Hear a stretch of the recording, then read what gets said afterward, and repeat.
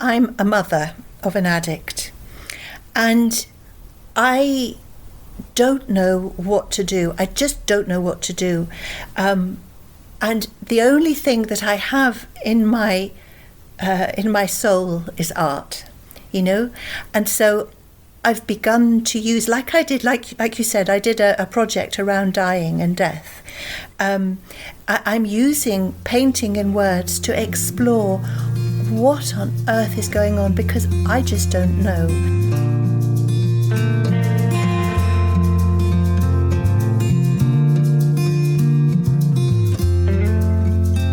Welcome to Zestful Aging, where I interview inspiring and influential guests who are making their mark on the world and contributing to the common good. Making your mark, big or small, is creating a legacy, and it's one of the proven ways we can age with energy and joy. Zestful Aging Podcast is my legacy. I'm your host, Nicole Christina, psychotherapist and fellow Zestful Ager.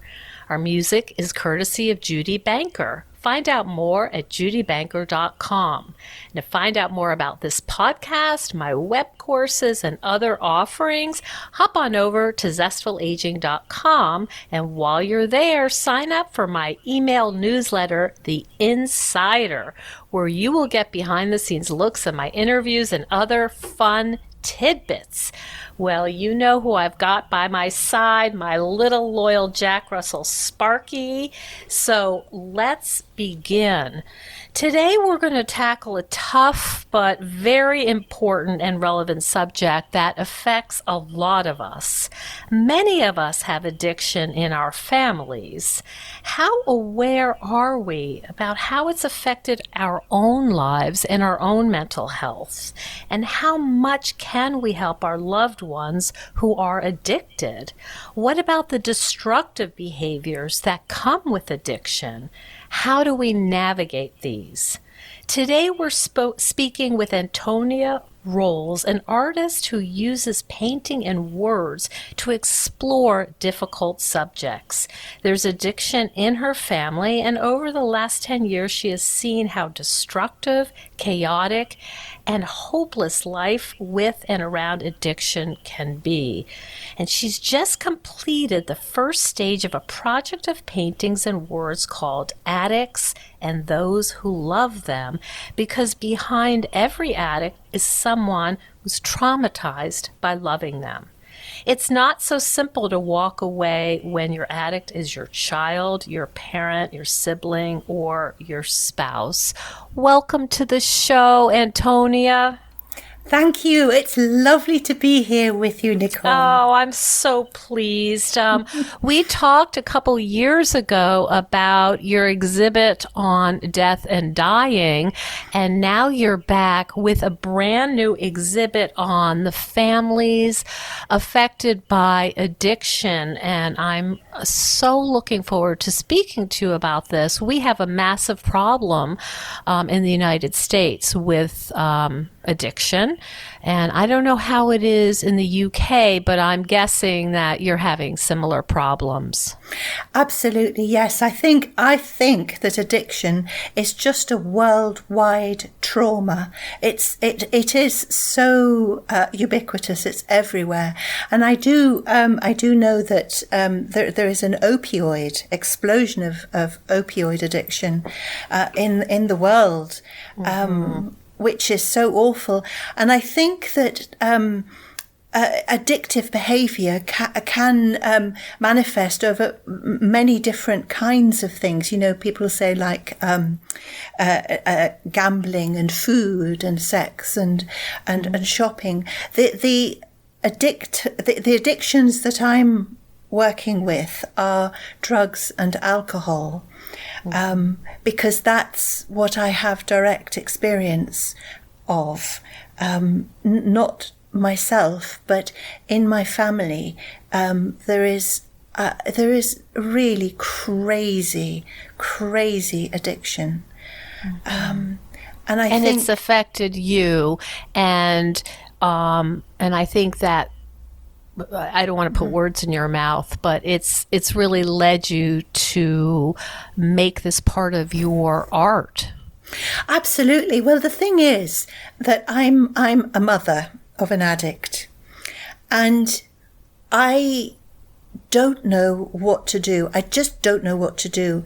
And the only thing that I have in my soul is art, and so I've begun to use, like I did, like you said, I did a project around dying and death. I'm using painting and words to explore what on earth is going on, because I just don't know. How this began, I'll tell you how this began, was that a couple of years ago in 2018, I did an exhibition called The Brighter the Light, the Darker the Shadow, and it was specifically about my son and his opioid addiction. He was fully on board for it.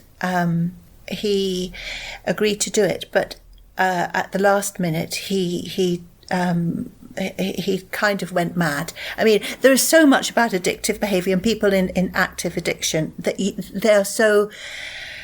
they are so unreliable and they are so explosive, and you just don't know what's going to happen next. That was a big lesson. However, I did go ahead with the exhibition, and one lady came in and she looked for ages at the pictures, and she looked really affected. She looked really angry. And she came to speak to me afterwards. She said, well, what is all this about? And so I told her, I said, I am the mother of an addict. I have lived alongside addiction. I have had to learn so much about boundaries, about love, about withdrawal, about who I am and who I think he is and who he is. And the only thing I can do is express it through art, because I don't know what else to do. And she burst into tears and she said, but this is my story. My daughter is exactly the same. Turns out this poor lady was carrying the whole thing on her own. And there is so much shame and so much stigma about addiction. And our addicts, they will traumatize us. They can be very cruel. And they will tell us where to blame. They will make us responsible, and they can be terribly cruel. So this poor lady believed her daughter that she was responsible for all this, so it was all her fault, which gave the daughter carte blanche to do what she liked, because the mother was cowed into thinking, well, I obviously didn't love her enough. I haven't done the right thing. And we talked, and she began to see that, no, actually, she's not to blame, and there's a whole load of help for her out there with different organisations and charities and people, even Al-Anon, the AA branch. And I thought, gosh, I have to do a project around families, around friends, around all the people who are affected by someone's addiction, because it's so hard to deal with on your own, and you go mad if you're on your own. And I think, one of the things that I'm thinking about is the love for your child is hardwired, right? I mean, we can't help but love our children. And how do we navigate when we love them, but they're also doing things that are self-destructive and destructive to us, our families, the community? How do we kind of hold those two truths, that there's love and there also may be rage, disgust, embarrassment, all these things, right? It's so many feelings that that can contradict each other. Yes, a brilliant question. Now, the title of the new project exhibition is called Addicts and Those Who Love Them. And the most important word in there is love. because just as you say, we're hardwired. Even though we don't feel it a lot of the time, we can really dislike, we can hate our addict, because of the behavior. I'm just going to mention that someone who is in active addiction can behave so catastrophically badly. They can be so destructive, manipulative. They can lie. They can steal, and they will do anything. It's as if you don't exist. They will play you as easily as anything. They will know what buttons to press. They want you to serve their needs, and they will do anything to get you to do that. So you have to be, when I say love, the main thing I think about that is that you have to learn what kind of love. Your love, well, let's talk about my love. My love for my son is there. He is my son. And there is somebody inside this addicted person who I know is my boy. He's in there, but you can't find him very often. You get glimpses of him. So the love that we have for people in addiction it's tough. It's not sentimental. It's often and mostly not reciprocal. It's like but we could even call it. I'm just thinking like maybe there's other words like a bond, unbreakable bond. You'll always be bonded. Yes, yes, you will be bonded. But I'm thinking that actually the love has to start with ourselves. I've learned over the last 10 years that my love for my son has to be brought back to me before I can do anything. So I have to put my hand up and say, now look, my son, I love you, but you stay over there because you're doing your crazy. And in order for you to do your crazy, you need me to come down to you. And I'm not going to do that. I'm going to learn to love myself. And the first thing that I do when I love myself is I detach. I put up those boundaries and I say, no. I'm here. My mother used to say about him, she used to say, his place is always laid at the table. So with that image, his place is always laid at my table, but he is not going to take over my life. And whatever crazy he's doing, that is his choice. He has caused the madness and the chaos. There is nothing I can do to help him or to change that unless he wishes to do it. And so I have to back off and love myself. A loving detachment. And I think at the bottom of all this, and maybe it sounds a bit crass, but that you still need to be the most important person, even though this is your child, you love him, you want the best for him. At the end of the day, it sounds like you're saying, I'm choosing my own life. You're absolutely right. And it is like that because, this business of codependency, it's so easy to be codependent with someone in addiction because they will create it and we will fall into it because we have different rules. Our people are mostly polite in our worlds. There are things you do and don't do. With someone who's in crazy active addiction, there's nothing they won't do and they don't care.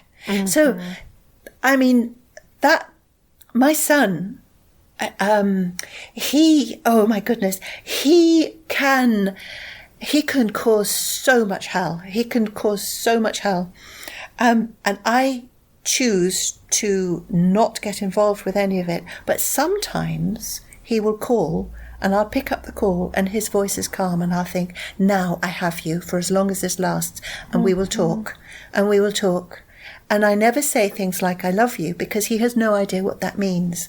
But I keep some very powerful doors open to him, but I have to keep working on them. I have to keep working on who I am, where are my limits, how can I detach with love, and then take the consequences. How do you do that, Antonia? How do you said I think you said check in with myself. You have to kind of see where you're at. Is that something like, what's my body doing? How tired am I? Or how do you evaluate how full your gas tank is? What is that process? Well, this is where other people come in. This is where we need each other. This is why I'm doing the stuff I'm doing, is because on my own, I could do that. I could look inside. I could say, what am I feeling? What is real? Sit with this until the panic passes. And that, I do that. But one of the most important things is other people who know what this is like. So other people who are going through this process too, or who have gone through it. I mean, some of the people I reach out to are ex-addicts who are now clean and sober, and they are very tough in their response to what I say, and they're so helpful, and they're so insightful, and they understand the love part of it, So I would say that I'm just trying to think of the most recent time. I think what I do is I say a small prayer, and I say, over to you, God. I say, over to you, God. This is not my thing. This is not my story. This is not my thing. Too big for me. It's too big for me. I love this boy, but it's too big for me. Over to you. And then I just sit. And then I have people who I can call. And working with this exhibition, I'm meeting people who are both addict and who are related to or in relationship with addicts. And I paint their portraits, and I ask what their story is, and I write their story on the painting. And the amount of wisdom and insight and care and connection I get from meeting these people keeps helping me see that I'm not the only one, and neither is my darling son the only one. He's not the only one. There are millions like him. Mm-hmm. And some of the people I talk to have got through. Many people don't, but some do, and I just wait for the miracle. Mm-hmm. Oh, that's waiting for the miracle is so beautiful. Hello, everyone. I am so excited to announce that my book is finally available for purchase on Amazon and my website, zestfulaging.com. It's called Not Just Chatting, How to Become a Master Podcast Interviewer, and it's written for people interested in starting a podcast or for those already podcasting who want to stand out from the 2 million podcasts that are already out there. So please pass this along to anyone you know who could benefit from my 30 years experience as a psychotherapist and over 250 podcast interviews. Thanks so much. One of the things that I wonder about is, have you ever considered the option of saying, I am done? Yeah, and I've done it. You're absolutely right. You're absolutely right. And I have done that. But there is something about being related to someone in addiction that the goalposts are always changing, I have so many times said, we're through, that's it, on your own. And then a while later, I will get a communication. And because I'm waiting for the miracle, because I am working on this, I have no idea how, what's going to happen, but I have this theory that if his place is always laid at the table, there must be some communication. And of course, as a mum, I'm always hoping. I'm thinking, well, maybe this call will be a good one. Mm. But So I do say, I'm done, I'm done, I'm done. But inside my son is the child I know, is the young man I know. And sometimes that person comes out. And sometimes I think, well, and this is what I've decided, or I believe after speaking to so many people for the exhibition, inside the addict is the person who's still there. The soul is there. That person is still in there. You know, and 99% of the time you don't want anything to do with them because they are so disruptive and destructive. But that 1% that, you know, you get them. They're in there. And they're alive. Their soul is there. That person is there. And that's where the miracle may come at some point, or it may not. So you have to be in this framework of being really accepting of, I don't know.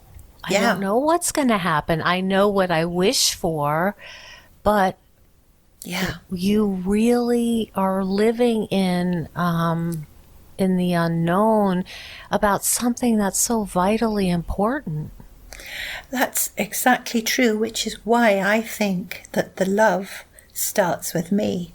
Antonia supports Antonia, you know. I do the best I can for and around and with him, but the love has to start with me. I have to be pretty robust because this is what life has dealt me. You know, I all I want is an easy life. You know, a nice, quiet, easy life. I haven't got one, but that's just the way it is. And so I have to learn. And I often think that, you know, I mean, it's quite sort of, what's the word? I was going to say crass, but that's not a very nice word. You know, the people who are the most difficult to love are the ones that need the most love. And they teach us so much. But then yes, carry on. That's I think that's such a profound statement. Do you think that how do I say this without sounding super sexist? I'm wondering about a mother's love. And when you talk to other mothers who love their children who are addicts, is that a special kind of experience, or can we say that anyone who loves an addict, you know, it's all kind of similar? I wonder about being the mom. Oh, wow. Yes. Well, that's very interesting because I have spoken to so many mums and we are quite similar. You're absolutely right. I was just thinking as you were speaking, I haven't actually spoken to any dads about, I wonder if that's because they don't want to talk about it.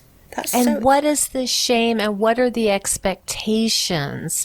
You know, what do we believe about why our child is addicted? Is it because it's the mom's fault? Is it a lot of it, I think, may be filtered by what the cultural beliefs are, right? About why this child is using, Yeah. No, oh gosh, that's a whole different sort of area, isn't it? Because there are so many endless reasons why people get addicted. You know, there is linked to addiction is mental health. You know, mental health is one of the most common reasons why people take drugs and drink is because they're self-medicating.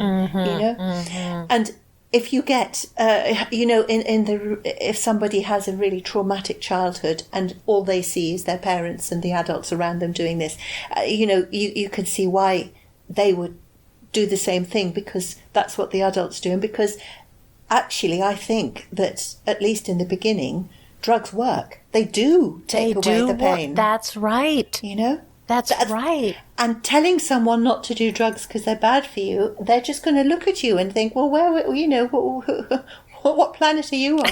The Just Say No campaign wasn't very successful. Well, no. I mean, if you can imagine somebody in a terrible kind of family situation, and you just sort of knock on the door and you look down at the little one, you say, well, don't take drugs, darling, it's not good for you. Mm-hmm. And then parents are rolling around on the floor and they probably think, what?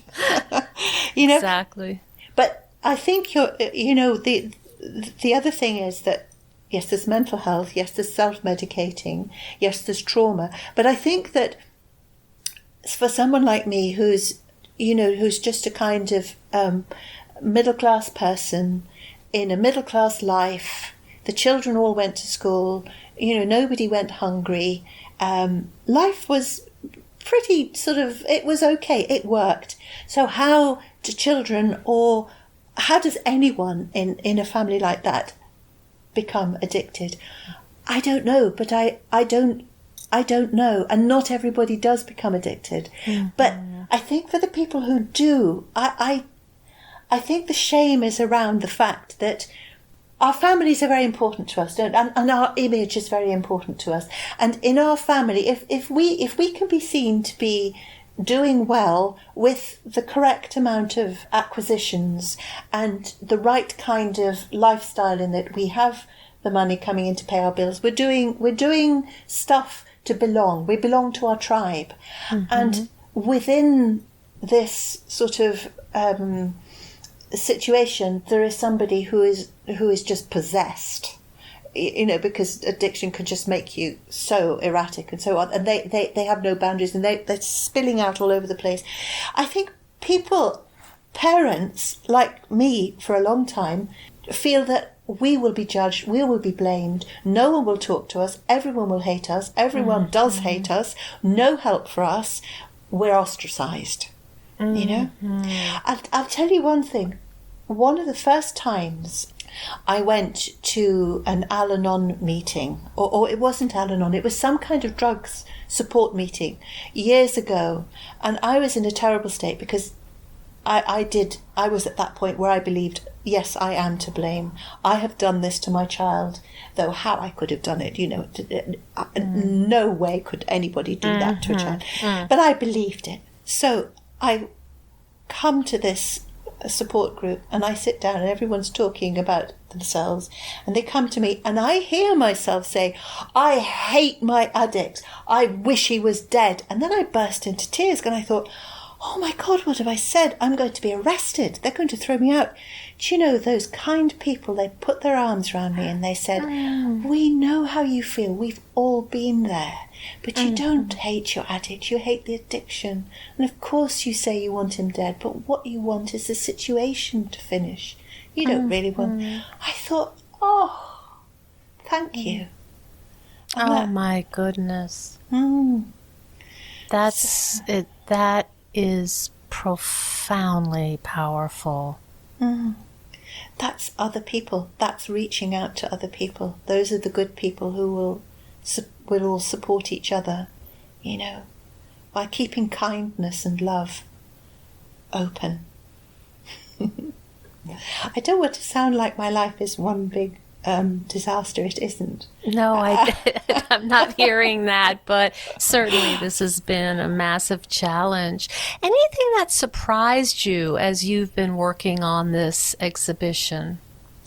Yes, I think actually I'm surprised at the humanity of the people who are actually addicted in active addiction. I'm surprised. When, as a tiny example, I just finished the first exhibition in Brighton here in the UK on the south coast, and there were people who were addicted that came into the exhibition, and on occasion people who were high as a kite coming into the exhibition. But somehow nobody misbehaved, but sometimes I had to ask them to leave because they were sort of off their trolleys and talking loudly without pausing for breath. And just being erratic. And I would ask them to leave, and they would smile and they say yes, like they understood. And then every time they would say, "Can I have a hug?" And I would give them a hug, and they'd go. And I'd think, well, I didn't expect that. What's that about, And another little kind of lesson gets learned. I don't know what the lesson actually is, but because I haven't worked it out yet, but it's something to do with there is a person in there. There is a humanity in there, Mm-hmm. Do you have to kind of get yourself emotionally ready to be there with your art and have people coming through and speaking with you and recognizing themselves in this work? I mean, I imagine that's not something you do just, it's not like running errands for groceries, right? I mean, I imagine that takes some mental energy from it does, from and yes, you. I do have to center myself and ground myself. And I think this is something that comes with age. I'm 60 now, and I'm so proud of it. My hair is completely grey.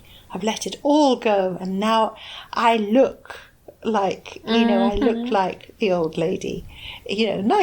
Nice, but Well, I'm not. You wear very beautiful, bright lipstick and look quite sassy. The thing is, I think there's a thank you, Nicole. You're a darling. But being a bit older and having this white grey hair, it kind of makes me safer to talk to. I think over the years of dealing with people at the end of life and now with this, one of the things I've learned, two things I've learned is, first of all, to just listen and really deeply listen, just not to interrupt, just listen. And the second thing is I have to be really careful not to know more than the person who's talking to me, so that if they say something and I say, I might say, "Oh, yes, I know that, and I know this about it, and I know that about it." So automatically, I bring the conversation back to me. So I have to be careful never to do that. Just listen and love and listen and love. And yes, I do have to ground myself. And once again, that's where other people come in. When I'm doing an exhibition, I have a lot of support. For example, in the last exhibition, two of my cousins, Maddie and Kirsten, came to stay for the week, so that they took over all the household stuff, all the food, most of the driving, and they came and supported me at the exhibition to make sure that I was never on my own. That's so important. So I could just give my attention to the people, to the stories, to the what's happening. And I don't have to worry about anything else. Yes, I don't know whether I should say it or not, but, it felt like being a 1950s husband, because everything was done. I even got back and one of my cousins had done all the washing, I thought, Oh, that is... We do. We all want that. We all want a 1950s. We all need sort of the stereotypical housewife. The only problem is, at least in this country, they got depressed and were on benzos to get through their days because they were so understimulated Absolutely, no. I was for a moment sort of inhabiting the actual husband and all this, not the wife. I was being the husband and having everything done for me. I had who wouldn't want that?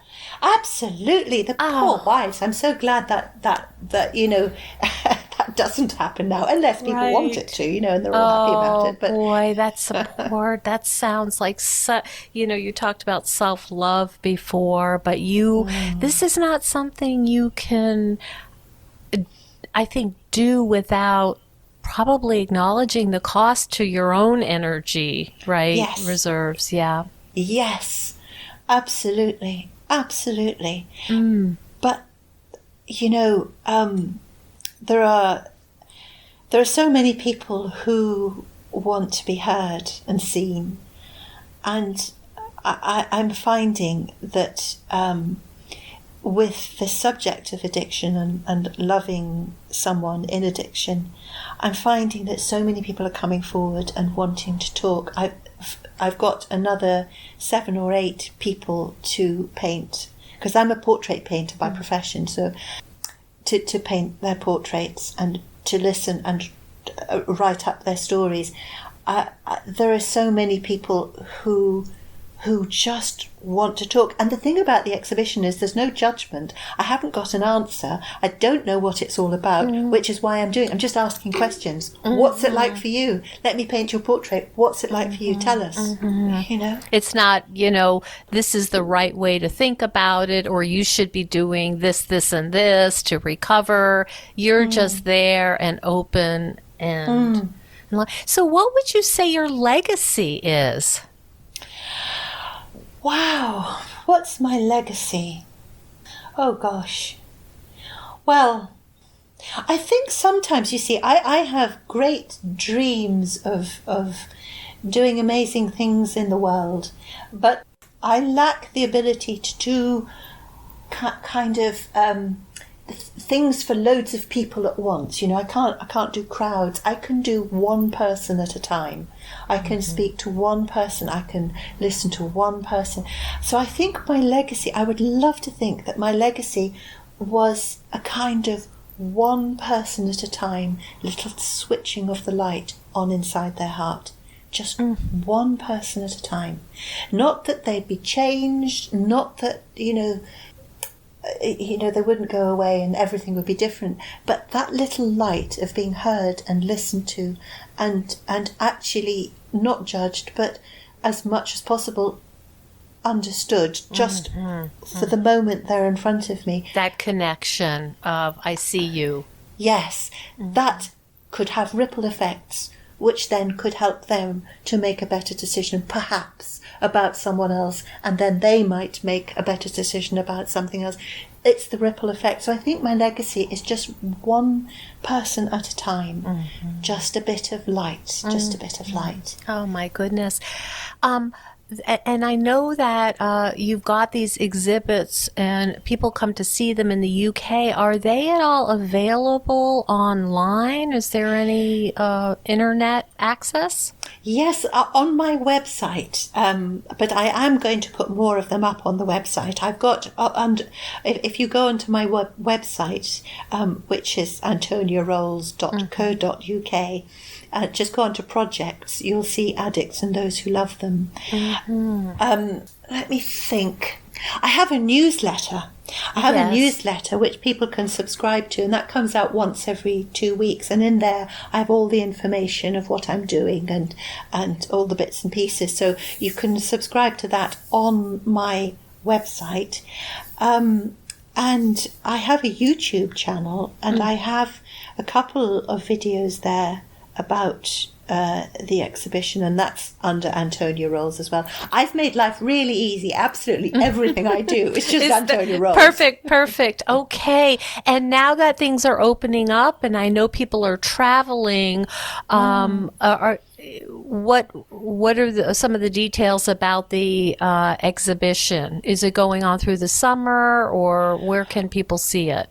Well, actually, Nicole, it's just closed. It's just had its first run, and I'm now going to work on the next load of work and exhibit it again when they're done. And I should think it'll be probably in a couple of months' time. But I am so available to talk, So if anyone has a story, if anyone wants to share anything, if anyone wants to get hold of me, you can do it via my website. If I was to say I am so easy, you know what I mean. I am not a complicated person.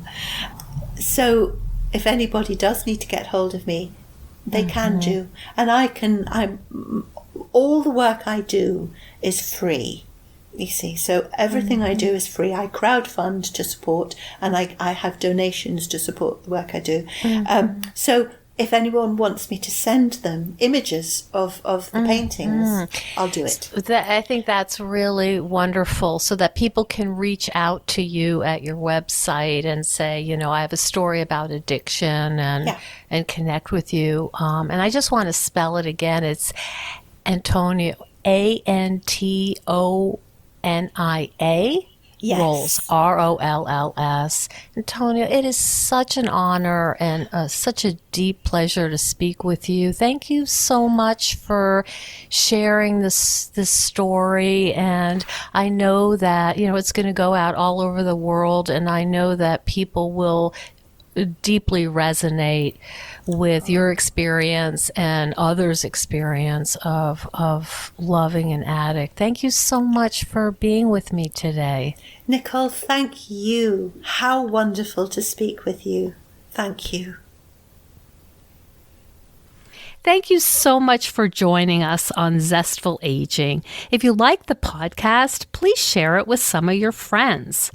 I love to hear from my listeners. Send me an email at NicoleChristina.com. It's no secret that everyone's feeling pretty restless and unsettled right now. Our lives are upside down, and the future is feeling pretty uncertain. But if you're anything like me, organizing my stuff can help me feel a little calmer. It's something I can do to help me feel a little more in control and in charge of my own life. If you think decluttering could help you feel better and you could use a little assistance with that, check out the online course I've developed with professional organizer and designer Carrie Luderin. It's called Too Much Stuff. And Too Much Stuff is different from other courses or articles or guidance you may have used up. We give you clear steps to deal with the clutter and the tools to help you face the overwhelming feelings and the emotions that come up when we're going through our clutter. And a lot of those emotions are just feeling anxious or guilty or just basically flooded with a lot of different confusing feelings. The course is really practical. It's realistic. The lessons are short and punchy, and they're really manageable. We're not trying to set you up for some long exploratory, super in-depth, burdensome experience. We want something really helpful for you right now. We all need help with our anxiety. So being surrounded by more calm and less chaos can really help. So now's a good time to clear out the clutter so we can focus on what's really important in our lives. So find out more at zestfulaging.com. You'll see more about this under the web courses tab. If you have any questions, just shoot me an email at zestfulaging@gmail.com. Thanks so much. And stay tuned next week for another interview with a fascinating and inspiring guest.